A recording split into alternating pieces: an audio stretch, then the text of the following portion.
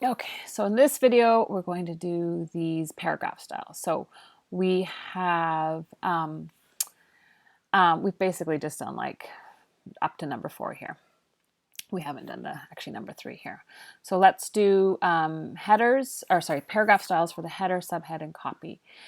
So what that means is, so I've mentioned a couple times that there are these automation aspects to InDesign, built into InDesign. One of them is this thing called styles. Now, there's a variety of styles. Styles are basically almost like little programs. So we can do object styles. So like if I want an object to automatically fit when I draw a text box or image frame and I want effects applied, and we'll do that when we do the magazine grid.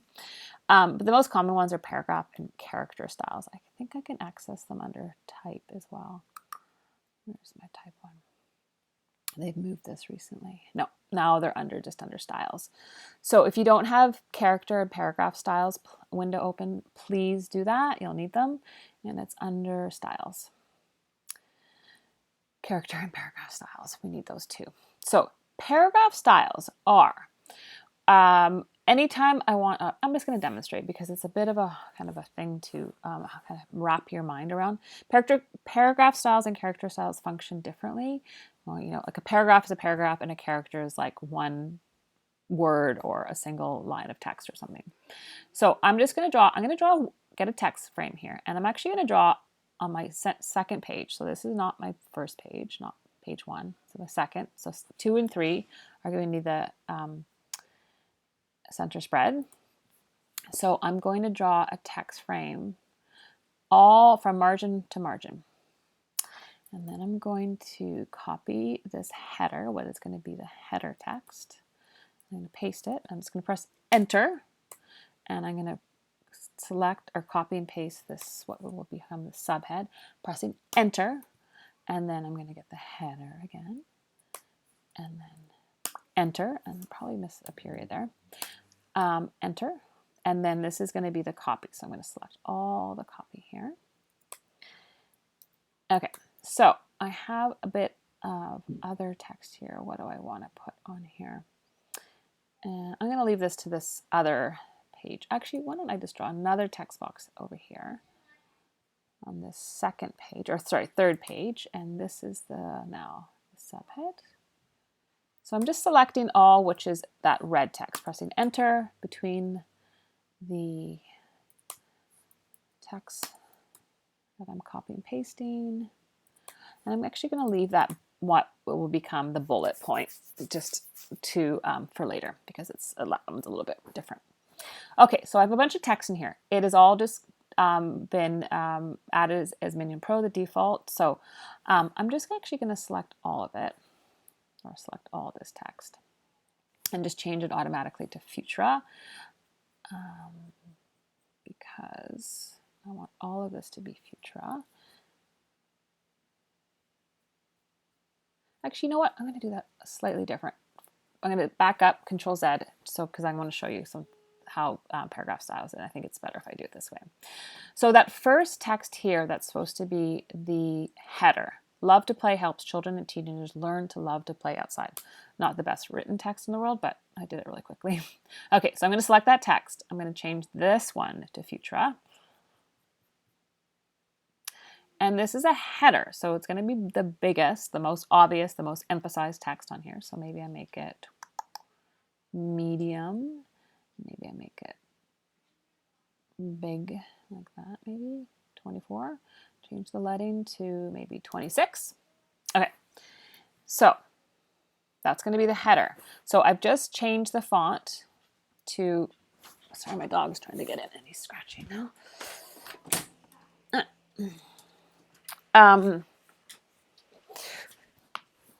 So this is what I'm going to make the header. So I'm going to select it. Actually, I'm just going to put my cursor anywhere within this, what is basically a paragraph actually. And I'm going to go click on the paragraph styles, and I'm going to go with hamburger, or I can do it here too as well, new paragraph style. If I do it down here, I technically now have to go back and select it. So I always find that kind of that way. Oops. Annoying. So I'm going to do it this way. Go select here, I'm going to go new paragraph style, which a pop-up will appear, and this one's going to be called header. I'm just going to be lazy and copy and paste that. And I don't have to do anything else except click on this apply style to selection. If I don't do that, I'll show you what that looks like. Nothing's changed in here, and I still need to go click on header. But if I do that, I'm just going to back up again and do that again. And I go apply style to selection. Now when I click on OK, this text that I have here has automatically the style now. Now you might not know what a style is, what it might not be obvious right away. So I'm going to show you where else it's going to be. You can make a difference. It's going to be the header. So if I select or put my cursor anywhere within that text here, and now click on the header style, automatically apply that style. Do I have another header anywhere else? No. Okay, let's do the other one. This is a subhead. So I'm going to make it Futura. And that's the wrong Futura, I believe. No, Futura, that's the correct one. Now this one is, maybe I'll make this light. And it's a little bit smaller copy than the header, but still kind of largish. Maybe it's 16 over 18. And so I've just changed the font to something else. I can do it here, go here, create new style, but then I still need to go click on here and then the pop-up appears. So that's not how I like to do it. Alternatively, I like to go hamburger, and this one's called subhead. And then just make sure that apply style to selection is selected. So now when I go here, is there another subhead somewhere here? We have all our school programs. Where is that? This one. So subhead. Okay, so styles are a tool that allows you to automatically generate things like font choices, like anything to do with the typography, right? So just like we did in the master pages, anything I do now that to update within that style is automatically going to be updated and regenerated within design. So for instance, this is this header style. If I click on it and just change, well, one thing I always want to change is get rid of the hyphens. And then maybe I want the color to be different. Now it's just the colors is going to be based upon the swatches. So if I want a special color like a Pantone, I have to first create a swatch. But if I'm lazy and haven't done that yet, I can go, I can change it to say a, let's just make it that blue, but I'm just going to be a tint. Now, if I click on preview, you're going to see that it automatically, oh, there we go. There. So you can see all that instance of,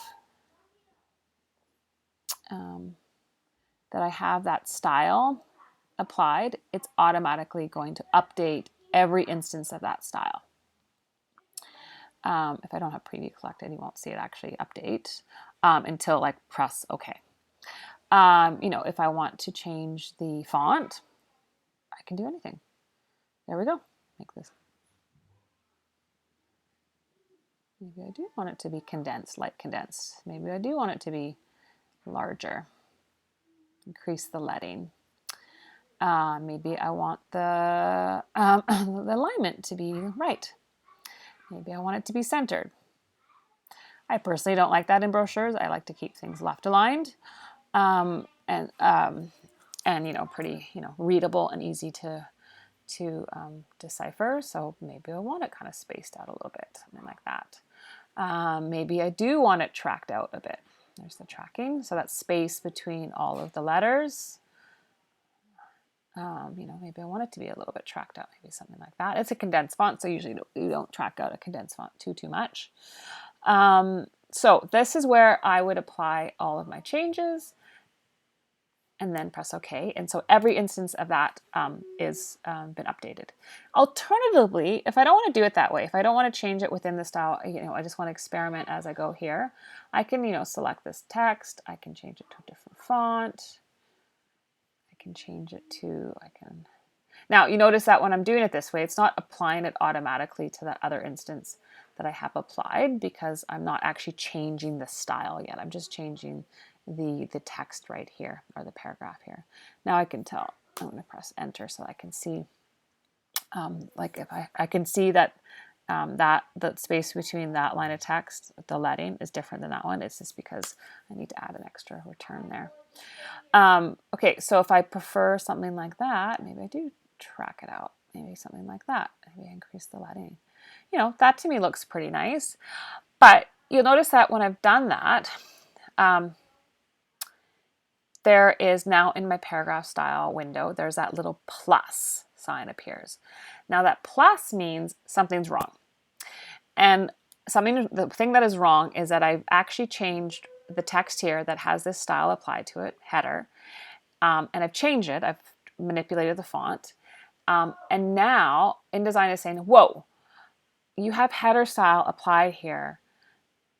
Are you sure? Like, we have to be careful here, right? Because say it's like a chapter title and I've changed the font and like chapter 11 has a different paragraph style than chapter 12, right? So it could be a big concern, a mistake, right?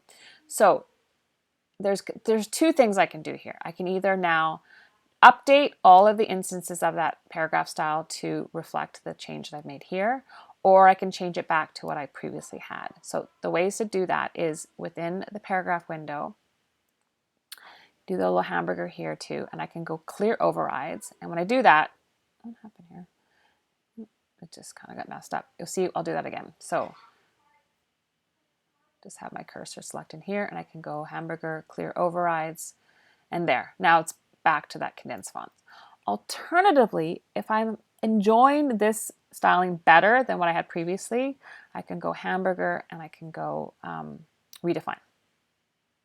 And now that instance of that header will be updated, and I do no longer have that little X or cross appear to it. Alternatively, I can do that by clicking on right click, and I can go redefine, or right click, Control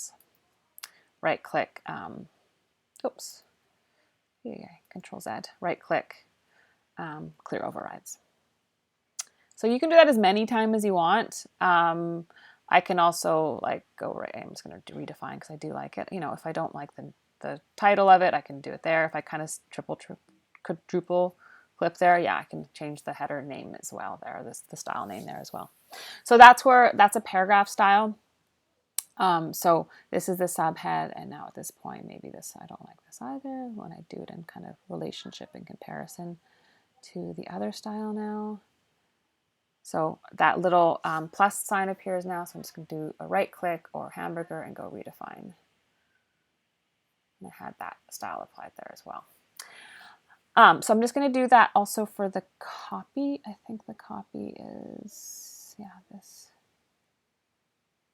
Where am I? I'm sorry, I'm getting mixed up here. Love to play, wants to change this. Okay, so this is the copy. I'm just going to do hamburger. Call that copy. And I haven't updated the text. You notice that I just selected it's still Minion Pro. So I can also obviously do this within the paragraph window pop-up. So I have the style applied. I have preview selected. So when I go Futura, it will automatically update in document. There is another way to do that as well. If I want to base it upon a previous style, so in the general tab, I can base it on a previous style. Sometimes this messes things up, like if I'm changing multiple, like I want to change one style but on another one. You know, if I say change my header style, but I don't want my copy style updated, if I do a based upon style, it will kind of mess that up. So sometimes this is good. So if I base it upon the subhead, you know, you can see that you know, the difference between the subhead, it will automatically update to be subhead, and then I can kind of just change it a wee bit. Now that might be really kind of great to do it that way because you know, you might have forgotten what your subhead is and you want the text to resemble that. So that's what you would do, like based upon. Alternatively, if you don't do that, you just have to like select the correct font in that list here. So I'm going to make it like 9, maybe over 14. And I have a copy. And there, so I'm just going to press OK. So that kind of works for me. You know, if I put I can select all, so I want this all to be copy as well. I think, oh, that's copy. Yeah, okay. So I can, is that bringing fitness? Oh no, this is actually supposed to be subhead. And this is supposed to be copy. So you'll notice that here, I didn't select all the text. I don't have to. I can just put my cursor anywhere within that text and it will, I can add that style. Now, the only reason it can do that is actually because there's actually a return space. So I know that there is a return space. If there's not a return space, see that little X appears, is because this is actually considered a part of the entire paragraph. And so there's a mistake. You can't have two paragraph styles within a paragraph. But as soon as I hit return, it's just kind of getting confused here. So I'm just going to click on subhead. But as soon as I have them within the same paragraph, it becomes a problem. And there that little X appears. So always make sure that there's a hard return between your paragraph styles. If you want to view that, you can go type, show hidden characters, and you can see what those hard returns. So again, if I press W, I can toggle between not seeing them.